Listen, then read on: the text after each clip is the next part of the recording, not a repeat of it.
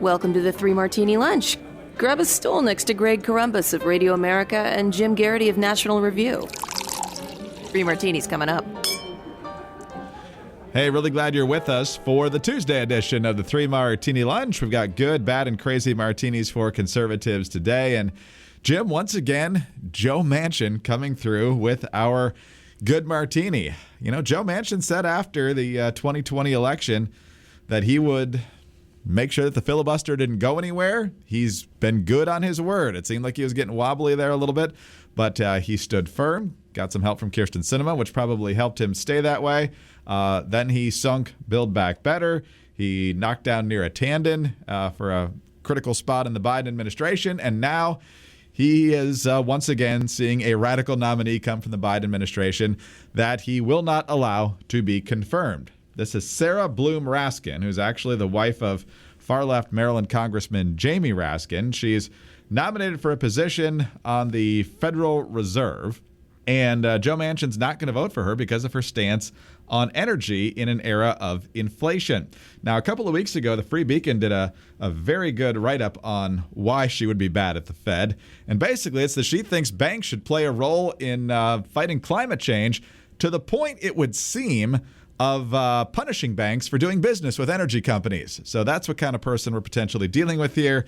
Manchin doesn't think that's the right person at this time to be on the Fed. The Washington Post quoting Manchin saying, "I have carefully reviewed Sarah Bloom Raskin's qualifications and previous public statements. Her previous public statements have failed to satisfactorily address my concerns about the critical importance of financing and all of the above energy policy to meet our nation's critical energy needs.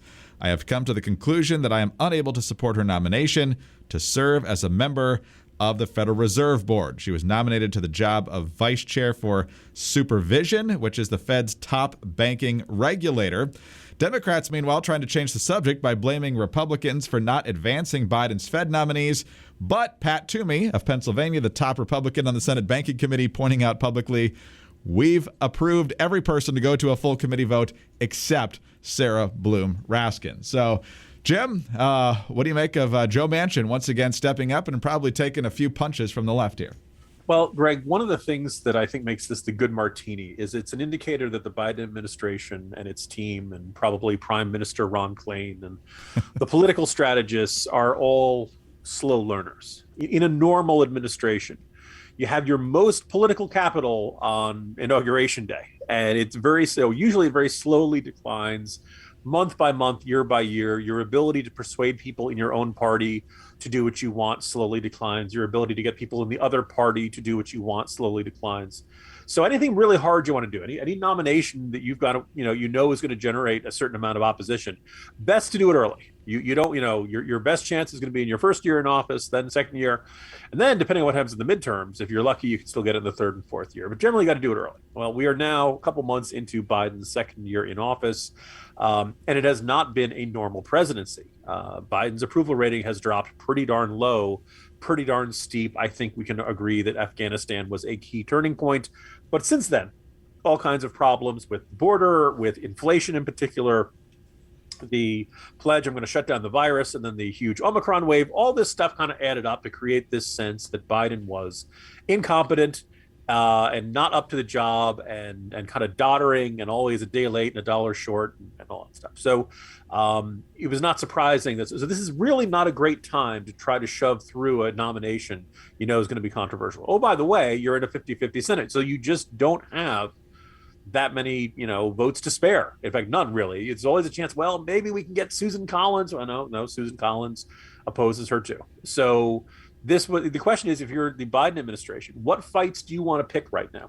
What fights do you feel really good about heading into this? Because Biden going to your state and doing a rally isn't going to move the numbers very much. Nobody's worried about, he's going to be a liability in the midterms. It certainly appears. Certainly, it's not an indication that, and of course, only a third of the Senate is up for re-election in in this coming midterm anyway. So you add it all up, Biden just doesn't have that much leverage, which probably, to me, you're like, okay, well, if you're not going to win the fight, unless you think you can do something that's really going to galvanize your base, or there are certain fights that might be worth losing. This is our hill to die on. I have a very hard time believing that getting Sarah Bloom Raskin on the Federal Reserve is the hill to die on for the Biden administration. And yet they went forward with it. They could not persuade Joe Manchin. One more point of contention between the West Virginia senator and the administration, and the nomination is doomed. Another loss for the Biden administration, and another indication that they still are kind of having this strategy of, banging their heads against a brick wall, hoping the brick wall is going to break one of these days. Yeah, it's unbelievable. And I hope, like we heard on Build Back Better, that Manchin actually was just the public face of a few different senators who didn't really like the bill. I hope that's the case again here, too, because the idea that only one Democrat would be disturbed by someone who thinks that it's okay to basically force banks to stop doing business with energy companies. I mean, that's radical stuff. We just talked about, how the Canadian government was cracking down on people donating to the trucker convoy up there and the people involved with it and that sort of thing. And now you got people wanting to reorganize the economy by dictating who can do business with who. I mean, that's pretty radical stuff. So I really hope there's more than one Democrat who's got a problem with that. I think that's likely. I also think that it's the dynamic of the Senate Democrats is they're recognizing how bad the midterms are going to be. There's been a little bit of a rally around the flag effect for Biden, but not very much. Certainly nothing that changes the dynamic. We're still talking red wave or red tsunami. So the question is, even if you're not a senator who's not up for this year, how good do you feel about 2024? There's at some point you're either going to be running with Biden running for re-election. There's more and more talk that Biden's not going to be running for re-election, or you've got Kamala Harris at the top of the ticket. So really, for the next two cycles, if you're a Senate Democrat, you're probably going to have the wind in your face as opposed to having the wind at your back, which I think makes them a lot more nervous and a lot less likely to make, tough votes like this one on Raskin. Yeah, absolutely. I mean, presidents generally do better in an effort for re-election than they do in their midterms. Gerald Ford, Jimmy Carter, George H.W. Bush and Donald Trump might have a slight bone to pick with you on that. But overall, it's, the exception more than the rule that the president does well in the midterm. So we'll find out. But, yeah, I mean, there's some key issues that really aren't going to change much between now and Election Day, even though we got almost 8 months to get there. Janet Yellen's already said inflation's not really going anywhere, and we just hit 10% year over year in February, we found out today. Crime, hopefully will get better, but because of the whole defund the police movement in big cities, we've seen horrific numbers there. And schools. I don't think those three issues are going away, and those are all issues that matter to just about everyone. So we will see how those issues get played out in this election and beyond. Obviously, we've got a major war going on, too, and that could factor in. More on education in just a moment, by the way. But in the meantime... Good foreshadowing. Yes, thank you. Why you should stay tuned. Yes, indeed. In the meantime, speaking of businesses, money, and that sort of thing, if you run a small business, do you know who's running your HR?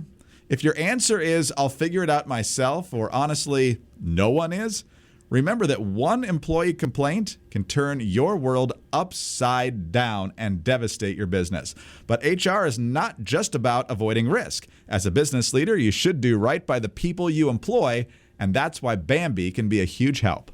Bambee is an HR platform built for businesses like yours, so you can automate the most important HR practices and get your own dedicated HR manager. First, Bambee's HR Autopilot automates your core policies, workplace training, and employee feedback. Then your dedicated HR manager will help you navigate the more complex parts of HR and guide you to compliance, available by phone, email, or real-time chat. An in-house human resources manager can cost you up to $80,000 a year. But with Bambee, your dedicated HR manager starts at just $99 a month. No hidden fees and cancel anytime. Now, Bambee has received thousands of 5-star reviews on Trustpilot, and their customers are 4 times less likely to have a claim filed against them. You should be running your business, and you can let Bambee run your HR. Look, unless your business is HR, you probably didn't start it to do HR. But it's got to get done, and it's got to get done well, or it's going to become a major headache for you. And so Bambee can be a huge help. And as Jim mentioned, they got help for you around the clock. It's going to save you a lot more money than actually hiring an HR person in your office. So check them out. Go to Bambee.com/martini right now for your free HR audit, spelled BAMBEE.com/martini, Bambee.com/martini. All right, Jim, I promised you educational content, and you shall get educational content. Not that you're going to actually learn a ton like you would in school, but you're going to learn about what Democrats really think about education. And it turns out they've learned nothing since the Virginia governor's race last year. At least Tom Malinowski hasn't. He's considered to be a pretty vulnerable Democratic member of the House up in New Jersey. And he was speaking to some constituents the other day and telling them what issues were real and what issues weren't. Gas prices, for example, were real. School and concerns about that, not so much. Here's how he put it. You've got people back home struggling with high gas prices. And I'm happy to have people come to me and say, Democrats are in power right now. What are you doing about that? That is fair. We've got gun violence in our schools.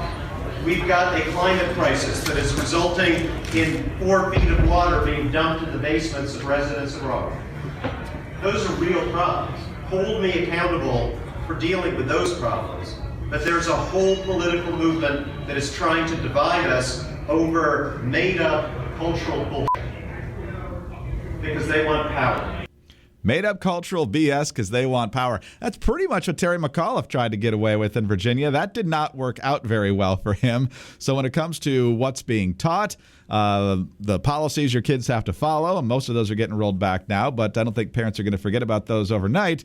So, Jim, made up. How do you think the voters are going to react to that? Not well, and I think we see here, we talked a bit in that last segment about the likelihood of the midterms being this, Republican blowout. Conceivably, the range of possibilities is even bigger than 2010 and 2014. We'll see how things shake out. Things can always change. But I think Democrats, and in particular progressive Democrats, not only they see defeat coming, they recognize that it's probably not going to get better. I talked about the challenges of the presidential race. Beyond that, they really believed that Biden's victory in 2020 and the Democratic control of government helped a great deal by those Georgia runoff elections meant that this grand progressive era, it was beginning. And they were going to turn Puerto Rico into a state until they realized that there were Republicans who lived in Puerto Rico too. They were going to turn the District of Columbia into a state. They were going to expand the Supreme Court and overcome the current 5 justices or 6 justices that are more right-leaning. They would just have one state. This is going to become this grand progressive era. And they realize it's not happening. It's not happening, and it's all going to fall apart for them. And so I think you got to get what's that old saying about how instead of the electorate electing new leaders, the leaders have chosen a different electorate. Yeah. It's good. This is a variation of it's the voters' fault. The voters are getting brainwashed. The voters are getting Jedi mind tricked into caring about these things, and that these aren't real issues or anything like that. As if we haven't seen, issues in school, books in school libraries that simply don't belong in school libraries. I'm not talking about the ones with, there's a black character in it or something like that. We're talking about adult graphic novels that I'm sorry, they don't belong there again. Or maybe in some of these cases, they're age appropriate. Maybe you'd be perfectly fine with it being in a high school library, but you might not be okay with it being a middle school library, and you sure as heck wouldn't want it in an elementary school library. These have always had these kinds of issues. But now that parents are speaking up and getting more active about it, it's a terrorist threat. We got to call in DHS and all that kind of stuff. This knee-jerk demonization is a coping strategy for what Democrats can see coming down the pike. So in that sense, it's good. On the other hand, it's kind of fascinating to see an elected official insisting that there's nothing going on here. There's no real outrage, and this is all, astroturf or whatever, other nonsense they want to call this stuff. I think the issues you should care about, Congressman, are the issues your constituents care about. But, that's just me. So I'll let you decide what you think are the real and the not real issues. Jim, maybe Tom Malinowski just needs a nap. And if he needs a nap, nothing's going to beat the quality products over at MyPillow. And maybe when he takes his nap, he'll want to take a quick shower. And nothing beats the feel of a luxurious towel when you step out of the shower. And right now, Tom Malinowski and everybody else, including our wonderful 3 Martini Lunch listeners, can get a phenomenal deal on those towels. Regularly, you'll get that 6-piece towel set for $109.99. Now, just $39.99 a set. No, Malinowski, it's not fake news. It's real. No one's been brainwashed into believing it. The MyPillow 6-piece towel set is made with cotton grown right here in the United States. Now, other towels, they might feel good, but they don't absorb, or they absorb, but they don't feel good. Well, every MyPillow towel is made from proprietary technology that makes them highly absorbent and soft to the touch. There's none of that lotiony feel. Now, every set comes with 2 bath towels, 2 hand towels, and 2 washcloths. The MyPillow 6-piece towel set is available in a variety of colors and sizes. They're machine washable, and these towels come with a 60-day money-back guarantee and a 1-year limited warranty. Now for a limited time, get the MyPillow 6-piece towel set, regularly $109.99 for only $39.99 with the promo code Martini. Visit mypillow.com/martini or call 800-874-0104. You'll also find deep discounts on all MyPillow products, including the MyPillow mattress topper, MyPillow Giza Dream Sheets, and so much more. Get your 6-piece MyPillow towel set for only $39.99 today at mypillow.com/martini or call 800-874-0104. mypillow.com/martini. All right, Jim. Got a lot of traitors, apparently, in our midst today in the political world. Usually that was kind of reserved for folks like Benedict Arnold and the Rosenbergs. But now, if you disagree on certain issues, the word traitor gets thrown around a lot. Tucker Carlson and Tulsi Gabbard in particular seem to be on the receiving end of that. And we're certainly not defending what Tucker Carlson and Tulsi Gabbard are saying when it comes to Russia. But the reaction to them is quite telling as well. Mitt Romney, first of all, called out Tulsi Gabbard on Twitter, calling her traitorous. And then over at The View, the ladies were talking about both of them. Ana Navarro wants a DOJ-type investigation, and Whoopi Goldberg, she wants to take it even further. DOJ, in the same way that it is setting up a task force to investigate oligarchs, should look into people who are Russian propagandists and shilling for Putin. That's being, if you are a foreign asset to a dictator, it should be investigated. In fact, I remember when Tulsi Gabbard, and I even hate that we're discussing it because I think to myself, who is this woman? She's she's no longer in Congress. She's a failed presidential candidate. She only practically exists on Twitter. And the fact that we're giving her oxygen is what makes her relevant, that we're talking about her on hot topics. But on the other hand, how do you not call out something that is repeating false Russian propaganda and that has been brought down? They used to arrest people for doing stuff like this. If they thought you were colluding with a Russian agent, if they thought you were putting out information or taking information and handing over to Russia, they used to actually investigate stuff like this. And I guess now, there seems to be no bars. Jim, my favorite part of that was Navarro saying that Tulsi Gabbard doesn't matter. She's a nobody now. But let's talk about her for this whole segment. So what do you make of the reaction to this? Greg, I noticed you said that, we shouldn't be talking about Tulsi Gabbard because she's not even in Congress anymore and she's a failed presidential candidate. Isn't Kamala Harris also no longer in Congress and a failed presidential candidate? Just checking. She does have another job, though. Yeah, I guess so. I guess that justifies it, And it's really important that our NATO allies hear that the things we need to do are the things that we've been doing, and the time to do them is now, and other Hallmark card fortune cookie comments like that. This strikes me as a fairly simple distinction to make. I really don't like what Tucker Carlson is saying. I really don't like what Tulsi Gabbard is saying. Almost all of this hinges upon being unable to distinguish between a biological research facility and a biological weapons research facility. They're not the same thing. As we were taping the editors earlier today, and I made the point, if during the COVID-19 pandemic, you had a PCR test, meaning you had to go to one of those places, they stick the thing up your nose, you feel like they're pressing a Q-tip against your brain, put it into the test tube, send it off to the lab to test about whether you got COVID-19. Like, technically, that's a biological facility with dangerous pathogens in it because it's full of COVID-19, right?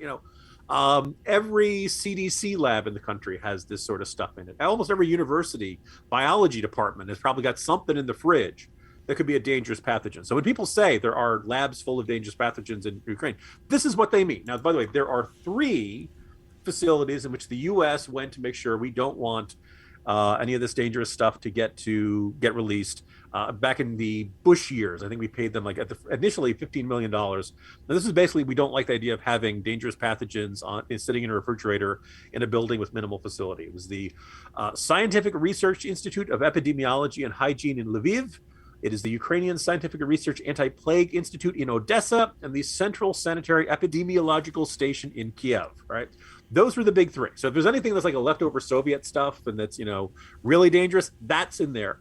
But every other one of these things is going to have stuff. And they've had, because Ukraine was it's always had port cities, you've always had ships, you've always had people coming and going, and surprise, surprise, they bring disease.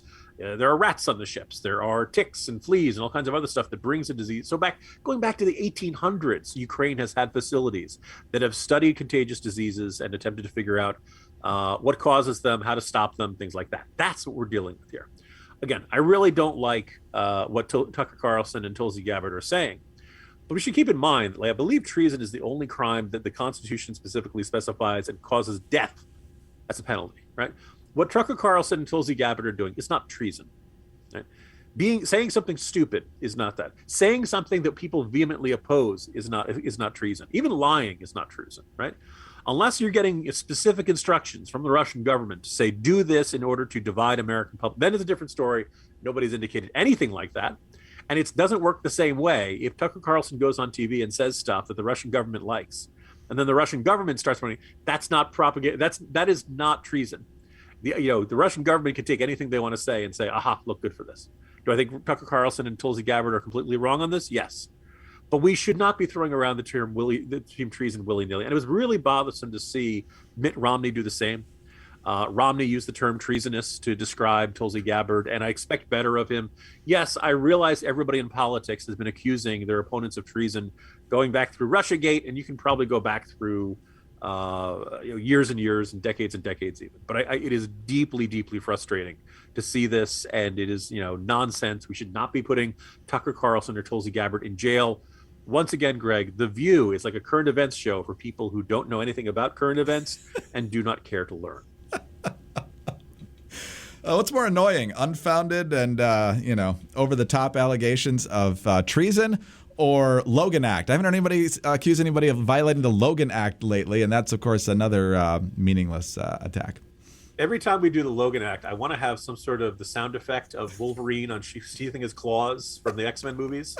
Logan Act, that kind of. Logan Act. Here, the claim that Ukraine has some sort of secret, biological weapons program, and that's why Russia's invading. That Russia's the good guys here, and it's really the Ukrainian. By the way, isn't it kind of nice to see that Glenn Greenwald finally found another country's, weapons of mass destruction program that he believes in?